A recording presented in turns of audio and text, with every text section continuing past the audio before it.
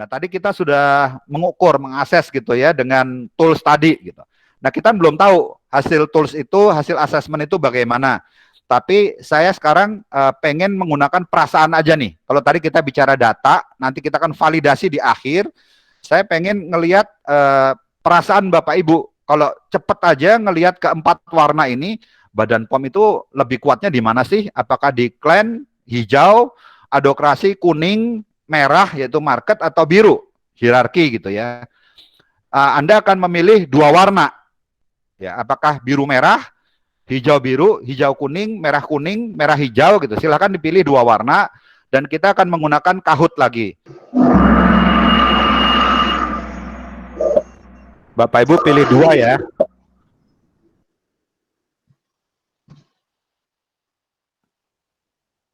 Karakteristik budaya yang saya rasa paling menonjol di Badan POM. Pilih dua warna. Apakah market, hierarki, clan, atau adokrasi. Oke. Tekan juga ya, dalam 10 detik kita akan tahu nih persepsi teman-teman tentang karakteristik dari budaya di Badan POM. Oke, jadi kalau kita lihat di sini hierarkinya terasa gitu ya. Kemudian yang kedua adalah adokrasinya. Nah, ini menarik nih karena dua ini berseberangan gitu ya. Kuning tetapi juga biru gitu. Berarti Badan POM itu sangat menekankan compliance gitu ya. Jadi ada compliance, keteraturan, sangat terstruktur gitu ya. Ada hierarki. Jadi kalau mau melakukan pekerjaan itu urutannya harus benar tuh. Habis 1, 2 dulu. Habis 2, 3, harus 3, 4. Dan mungkin antara 1 ke 2 ada approvalnya. Antara 2 ke 3 ada approvalnya gitu ya. Jadi sangat birokratis gitu ya. Tapi itu untuk memastikan standar mungkin atau mutu. Karena memang kita berurusan dengan kesehatan tentang keselamatan nyawa manusia gitu ya, dalam rangka membangun daya saing manusia tadi. Nah, dalam menjalankan itu berarti kita juga harus inovatif gitu ya. Kita nggak bisa menggunakan cara-cara lama terus nih. Berarti teman-teman itu melihat Badan POM itu sudah agile gitu ya, sudah tangkas, inovatif. Kalau misalnya ada hal yang baru, teman-teman di Badan POM ini organisasi yang mau belajar gitu ya, beradaptasi, melihat perubahan di lingkungan, tidak mengandalkan hanya cara-cara yang lama yang dulu udah pernah berhasil gitu ya. Kalau ada cara baru mungkin lebih baik, itu juga akan mudah mengadopsinya. Tapi bukan berarti kita nggak punya warna merah dan warna hijau. Kalau kita lihat di sini kan komplit juga ya. Tetap kita fokus pada standar, pada mutu, pada layanan gitu, kualitas supaya kita reputasinya juga baik dan kita juga tidak melupakan kekeluargaan gitu. Ya, jadi kekeluargaan bagaimana kita saling menghormati, saling terbuka, saling trust. Baik, ini adalah potret menurut persepsi dari teman-teman yang tadi join di Kahoot gitu ya. Nah, sekarang kita akan masuk ke bagian how gitu ya. Kita bicara tentang approach, tentang pendekatan bagaimana kita menumbuh kembangkan budaya organisasi, budaya Badan POM yang berlandaskan pikir tersebut. Caranya gimana sih? Nah, budaya organisasi itu mirip-mirip seperti taman yang ada di rumah kita gitu ya. Taman di rumah kita itu kan supaya tamannya indah, pasti perlu kita tanami bunga, kita tata gitu ya, kita pelihara gitu. Dan sejalan dengan waktu, apapun inisiatif aktivitas yang sudah kita lakukan, nanti akan tumbuh rumput maupun tanaman liar lagi tuh. Ya, jadi ada aja yang mengganggu keindahan atau rencana kita untuk membangun taman sesuai yang kita mau, yang sesuai dengan kita harapkan. Ada aja gangguan yang muncul. Oleh sebab itu kita perlu pelihara, kita perlu nurture. Organisasi juga budaya itu perlu kita nurture, perlu kita pelihara, kita pupuk gitu ya, kita kasih pupuk. Kita perlu jaga, kita perlu rawat. Nah, budaya organisasi itu mirip dengan taman di rumah kita seperti itu. Nggak bisa kita cuma ngerancang, terus kita biarin jalan aja, nanti secara alamiah kan jadi budaya yang baru gitu. Nah, bisa jadi gitu, pasti akan terjadi budaya yang sesuatu lah gitu ya. Tapi apakah itu sesuai dengan kita rencanakan atau inginkan, belum tentu. Kalau ingin sesuai dengan yang diharapkan, ya harus kita rawat, kita jaga sesuai dengan rancangan kita semula gitu ya. Nah, di sini dikatakan dalam membangun atau menumbuh kembangkan budaya organisasi itu tidak ada satu rumusan yang pasti. Karena memang setiap organisasi itu unik. Kenapa unik ya? Tentu saja tadi kita bicara tentang organisasi itu adalah perilaku kolektif dari orang-orang di dalamnya. Dan kita tahu setiap manusia, setiap pribadi itu unik. Kalau yang membentuknya unik, maka sigmanya pasti akan unik gitu ya. Budaya ini tidak bisa ditiru, harus dibangun oleh insan-insan di dalam organisasi itu sendiri gitu. Kalau ada konsultan datang bilang, oh saya bisa bangun budaya seperti ini, A atau B gitu ya, di organisasi, itu bohong lah gitu. Dia hanya bisa menjadi fasilitator, dia akan bisa memfasilitasi agar insan-insan di organisasi itu bisa membangun budaya yang sesuai dengan yang diharapkan kalau mereka memilih values yang tepat gitu. Karena tadi values yang kita pilih tepat akan berdampak kepada perilaku, perilaku menjadi perilaku kolektif, baru menjadi budaya yang mirip atau mendekati dengan apa yang kita harapkan gitu ya. Tapi budaya itu tadi Ibu Lucy katakan adalah resultante gitu loh. Jadinya budaya itu tidak bisa dibuat begitu saja gitu. Nah, dalam hal ini kita diingatkan tadi ada pertanyaan, budaya itu alamiah atau dirancang? Ya, alamiah karena kita nggak melakukan apa-apa juga akan terjadi sesuatu, dan itu akan menjadi norma kita hari ini. Pertanyaannya ya sekali lagi sesuai harapan nggak? Nah itu belum tentu. Jadi perlu kita nurture, perlu kita intervensi supaya mendekati dengan harapan kita. Nah apa yang kita intervensi gitu? Yang kita intervensi tentu adalah perilaku gitu. Karena kalau kita tidak melakukan intervensi dari perilakunya, maka bisa terjadi akan seperti tanaman tadi gitu ya, muncul perilaku-perilaku yang liar yang tidak kita harapkan gitu ya. Jadi perilaku itu mesti kita intervensi. Nah, caranya gimana gitu? Kalau kita bicara tentang mengintervensi perilaku, mempengaruhi perilaku, kita mesti ingat seperti gunung es tadi juga. Perilaku itu kan behavior yang dilakukan oleh seseorang, mungkin akan dipengaruhi oleh sifat-sifat seseorang juga, tapi yang merasakan itu orang lain gitu. Jadi gunung es tadi yang muncul ke permukaan itu yang dilihat oleh orang, yang dirasakan oleh orang lain adalah perilakunya gitu. Tapi yang membentuk perilaku itu sebenarnya banyak hal. Satu tadi adalah traits atau sifat dari seseorang. Sulit sekali dirubah gitu, walaupun bisa dirubah. Kalau kita melakukan assessment akan lebih mudah karena ada awareness gitu ya. Jadi sifat ini bisa berubah kalau kita aware dan kalau kita terus-menerus fokus kepada pengembangan. Yang diubah juga biasanya lebih mudah kalau kita mengintervensi perilakunya juga. Sifat itu akan mengikuti. Yang kedua, selain traits yang mempengaruhi perilaku adalah motivasi. Orang itu melakukan segala sesuatu, mencapai segala sesuatu, dia punya motivasi. Kalau kita ingat hierarki kebutuhan dari Maslow gitu ya, pada dasarnya yang pertama kali kebutuhan manusia adalah survival gitu. Sandang, pangan, papan. Kita pengen eksis gitu. Makanya kalau kita lihat sosial media ini kan sebenarnya wadah baru atau lahan baru untuk memberikan kesempatan orang itu bisa eksis gitu ya. Walaupun kadang-kadang eksistensi kita di sosial media itu tidak menggambarkan eksistensi kita sesungguhnya gitu ya. Tapi paling nggak kita ingin orang lain melihat kita tuh eksis, kita tuh ada gitu. Itu adalah yang dasar sekali gitu. Berikutnya masuk ke tahap di atas itu gitu. Kalau kita udah tahu kita eksis, kita bicara tentang security atau safety. Kita ingin diterima menjadi bagian dari suatu organisasi, bagian dari suatu kelompok gitu. Di atasnya lagi adalah self-esteem. Di sini kita ingin nggak cuman eksis dan diterima, tapi kita juga ingin diakui. Kita ingin dihargai bahwa kita itu punya kontribusi loh di dalam organisasi atau kelompok kita tersebut gitu. Kita ingin orang lain juga merasakan bahwa kita itu ada manfaatnya di situ. Dan lebih dari itu, akhirnya kita ingin dihormati juga. Kita ingin mendapatkan posisi yang menunjukkan inilah besarnya kontribusi saya di organisasi. Makanya jabatan di kartu nama itu jadi penting gitu ya. Harus menjual orangnya yang memegang kartu nama itu, jangan sampai ya position title-nya itu nggak menarik gitu ya, sehingga orang merasa nggak pede atau nggak merasa keren gitu dengan title yang ada di kartu namanya. Karena sekali lagi orang itu setelah dia merasa dia eksis, diterima, dihargai, diakui, dia juga ingin dihormati. Dan terakhir, yang menjadi motivasi manusia itu adalah purpose ya. Orang itu seringkali kita nggak ngaku, tapi kita tuh pengen dipuja gitu, ujung-ujungnya. Kalau perlu dibuat patungnya gitu ya. Karena ya kita semua pengen menjadi panutan lah, pengen menjadi role model. Itu ultimate goal-nya kita adalah purpose gitu. Kalau awalnya adalah survival, di ujung akhir itu adalah purpose. Kita pengen kita itu menjadi teladan, bisa menjadi contoh, bisa melakukan sesuatu yang besar gitu. Seperti Badan POM punya visi, ingin membangun daya saing bangsa dengan menciptakan manusia-manusia unggul lewat makanan, lewat obat-obatan gitu. Nah, kalau kita melihat perilaku tadi dipengaruhi oleh sifat, dipengaruhi oleh motivasi, dan juga ada komponen ketiga di bawah gunung es tadi, yaitu values atau prinsip.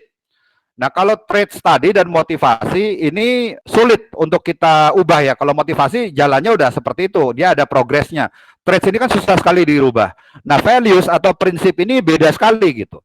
Karena kalau traits itu bicara tentang bisa atau nggak bisa seseorang melakukan sesuatu, values atau prinsip ini bicara tentang mau atau nggak mau gitu. Saya kasih contoh. Seorang yang traits-nya atau kepribadiannya dia sangat agresif gitu. Jadi agresifness-nya tinggi gitu. Orang ini bisa tetap punya integritas toh. Atau kalau dia memilih saya nggak mau menjadi orang yang punya integritas gitu. Itu bisa, tinggal masalah mau atau nggak mau. Orang yang misalnya dia punya risk takingnya tinggi gitu, berani mengambil resiko, tapi bukan berarti dia nggak bisa rendah hati toh gitu. Rendah hati itu adalah pilihan gitu. Kita mau rendah hati atau tidak rendah hati. Kita mau respect orang lain, kita mau peduli pada orang lain, itu adalah pilihan. Nah, berarti kita tahu values itu yang akan nantinya mempengaruhi perilaku gitu, salah satunya. Jadi selain values dan traits, kenapa values yang perlu kita pilih? Karena values itu bisa kita intervensi dengan lebih mudah gitu.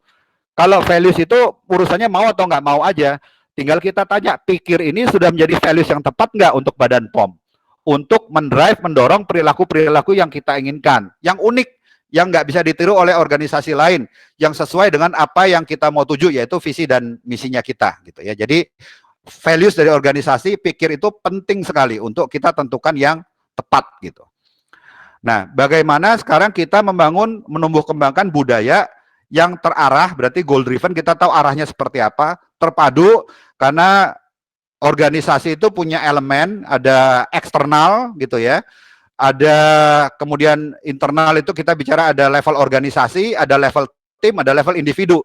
Nah, keempat-empatnya ini bagaimana kita berhubungan dengan eksternal, kesiapan dari organisasi, kesiapan dari tim, kesiapan dari individu, mesti kita sentuh. Jadi kita mesti punya arah, mesti terpadu, jadi RB juga seperti itu, dan jangan lupa kita mesti ukur, apakah kita sudah menuju ke arah itu dengan benar atau enggak gitu. Nah, langkah pertama untuk menuju ke arah yang kita harapkan tadi, itu adalah langkah pertama yaitu formulasi. Kita sebutnya inception. Kita perlu memilih values yang benar tadi. Values itu perlu kita artikulasi dengan baik. Nantinya perlu kita susun suatu pedoman. Jadi setiap orang punya pengertian atau pemahaman yang sama tentang pikir. Jadi kalau saya profesional itu yang dituntut dari saya apa sih gitu. Jangan sampai setiap orang di organisasi punya pemahaman yang berbeda-beda. Karena ingat budaya itu adalah perilaku kolektif. Supaya kolektif ini bisa sesuai dengan harapan ya harus frekuensinya sama gitu. Harus ada pedoman yang menyeragamkan cara kita berpikir, berperilaku, bertindak itu gitu. Dan berinteraksi satu sama yang lain. Makanya perlu ada pedoman. Nah, pedoman ini perlu diturunkan tidak cuma yang abstrak aja. Tadi Bu Lucy bilang kita udah punya filosofinya yang sangat didasar. Kita sudah memilih values-nya gitu. Tapi yang kelihatan kan perilakunya. Nah, perilakunya juga harus ditulis di buku ini. Supaya kalau kita punya values responsif, kita punya values inovatif, orang tahu perilaku yang diharapkan itu apa dan semuanya sama gitu. Kalau kita sudah memformulasikan, mengartikulasikan values kita perlu melakukan internalisasi. Perlu kita sosialisasikan dan kita tanamkan gitu di dalam hati kita, dalam pikiran kita, sehingga akan berdampak kepada mindset kita gitu ya. Kita perlu melakukan internalisasi dari values yang sudah kita internalisasi, udah dijelaskan menjadi perilakunya apa gitu. Perlu kita ajarkan, untuk lebih mudah kita kasih contoh-contoh. Pendekatan untuk mengajarkan budaya ini beda dengan kalau kita training untuk skills gitu ya. Skills itu pasti harus ada metodenya, harus ada latihannya, keterampilannya gitu ya, yang diasah terus. Nah, kalau values ini biasanya lebih menarik, lebih engaging, dan lebih efektif kalau disampaikan dengan pendekatan yang lebih storytelling. Jadi cara mengajarkannya lebih banyak storytelling, contoh-contoh, sehingga orang nanti bisa meniru dan melakukannya. Kalau kita sudah melakukan inception, internalization, yang ketiga adalah activation. Activation ini kita sebut sebagai darah dari membangun organisasi itu sendiri. Ini bagian yang penting sekali karena ini adalah wujudnya gitu. Kalau tadi mungkin kita masih anggap ya teorinya lah, konsepnya bahwa itu benar, itu baik, kita udah internalisasi, tapi belum wujud dalam kegiatan kita atau perilaku kita sehari-hari. Bagaimana aktivitas kita, keseharian kita dipengaruhi ya di dalam fase aktivasi ini. Di dalam aktivasi ini kita akan memilih ada program-program. Kalau kita sudah tahu values kita yang baik yang mana dan kita tahu mana yang perlu kita perbaiki, disinilah program-program melakukan perbaikan action plan apa yang kita bisa lakukan supaya perilaku orang-orang, perilaku organisasi itu sesuai dengan yang kita harapkan yang sudah kita rumuskan pada saat inception. Supaya langgeng, apa yang sudah kita aktivasi, kalau menurut kita ini udah benar, kita mesti masuk ke tahap mastery. Kita mengunci menjadikan apa yang menjadi temuan-temuan kita itu terintegrasi dengan sistem kita, dengan proses kita. Berarti ada SOP, ada prosedur, ada kebijakan yang perlu mungkin kita revisit, perlu kita lihat. Misalnya mulai dari merekrut orang. Kalau kita udah tahu values kita adalah pikir, ya jangan kita rekrut orang yang nggak responsif, jangan kita rekrut orang yang nggak inovatif gitu, jangan kita rekrut orang yang nggak profesional gitu. Karena berarti kita nggak membuat bola saljunya itu semakin besar sehingga bisa menggelinding dengan sendirinya, tapi kita malah nambah PR gitu ya kalau kita rekrut orang-orang yang nggak sesuai. Jadi sistem rekrutmen kita pun mungkin akan kita perbaiki jadi behavioral based interview. Mungkin kita nggak cuma tanya pertanyaan, tapi kita minta mereka melakukan simulasi apakah mereka akan bisa mempraktekkan ya pikir ini gitu. Jadi sistem-sistem kita, kebijakan kita, prosedur kita tentu perlu diperbaiki gitu supaya bisa mendukung wujud nyata dari pikir itu sendiri gitu. Nah, dari keempat tahap ini, inception, internalization, activation, dan mastery, di sepanjang perjalanan itu kita memerlukan change management and communication. Contoh change management ya apa yang barusan tadi kita lakukan gitu. Kita perlu senantiasa memastikan supaya saat kita mau melakukan transformasi atau perubahan, orang itu engage, orang itu ready, accept dengan perubahan, ready dengan perubahan, sehingga setelah perubahan dijalankan itu nggak banyak batuk-batuk, nggak banyak resistensi gitu ya. Berarti kita mesti banyak melakukan pengukuran-pengukuran. Nah, asesmen karakteristik budaya adalah salah satu contoh pengukuran yang kita sudah lakukan supaya kita tahu karakteristik kita seperti apa. Kita udah tahu ya menurut persepsi teman-teman kita itu kuat di birokrasi dan juga inovasinya. Nah, kita perlu buktikan gitu ya berdasarkan data. Nanti kita lihat sebentar lagi di bagian how itu bagaimana gitu. Nah, kemudian kita selalu perlu komunikasikan temuan-temuan kita. Bahkan biasanya komunikasi ini dilakukan sebelum, pada saat kita menjalankan aktivitas, dan sesudahnya gitu ya. Kita perlu mengkomunikasikan tadi, kalau nilai-nilai kita pikir sudah diartikulasikan, melewat internalisasi, lewat training-training itu juga salah satu bentuk sosialisasi. Lewat poster, banner, kemudian wallpaper di komputer gitu ya. Lewat pin, lewat mungkin ada lomba bikin puisi, lomba ngarang lagu gitu ya. Semuanya terkait dengan pikir. Supaya setiap orang itu merasakan bahwa memang transformasi budaya menuju reformasi birokrasi dengan budaya yang berlandaskan pikir ini terasa gitu. Itu tujuan dari change management dan communication dalam mendukung inception, internalization, activation, dan mastery. Nah, pada saat inception, sebenarnya kita melakukan penyatuan hati, penyatuan pikiran, dan bahasa. Tentu mesti mulai dari pimpinan puncaknya dulu gitu untuk melahirkan rumusan awalnya. Nah, kita sudah punya nih values pikir. Ya, kita mungkin perlu revisit, kita perlu artikulasi lagi definisinya supaya pemahaman kita sama gitu ya. Ke depan itu mesti benar. Kalau kita perlu revisit ya kita lakukan sekarang, kita artikulasikan lebih baik lagi. Kerangkanya, rumusan nilai-nilainya, karakternya, perilaku kuncinya, dan contoh-contoh penerapannya. Ini perlu kita masukkan ke dalam pedoman budaya Badan POM yang berlandaskan pikir gitu ya. Lalu pada saat internalisasi, nah kalau kita mau melakukan perubahan, tentu kita butuh agen-agen perubahan. Agen-agen perubahan ini adalah sahabat dari para pemimpin untuk melakukan transformasi tersebut.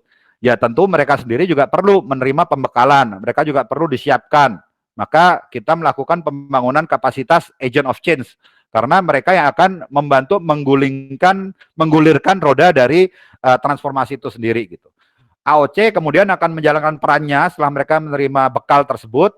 Mereka akan melakukan ketok tular kepada seluruh insan di organisasi untuk membangun awareness nilai-nilai organisasi dan bagaimana sebenarnya perilaku yang diharapkan dari orang-orang di Badan POM.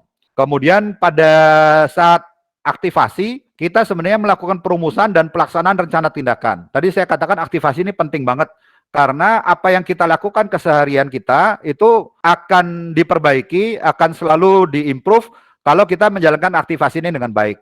Aktivasi ini biasanya ada 2 jenis program yang dilakukan.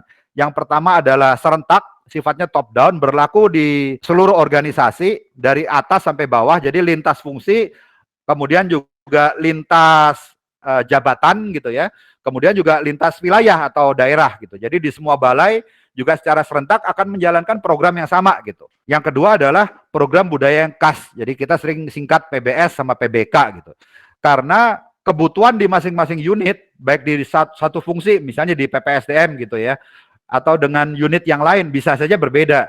Di balai yang satu dengan balai yang lain kemungkinan juga berbeda karena akan ada sub culture gitu di tempat itu. Nah, mereka juga perlu intervensi yang khas gitu. Jadi kita perlu menemukan apa yang masih penyok yang perlu kita lempengin gitu di bagian-bagian tertentu yang mungkin berbeda sebagai tambahan dari program budaya serentak tadi. Ini adalah upaya-upaya akselerasi untuk menerapkan perilaku kunci di seluruh insan organisasi.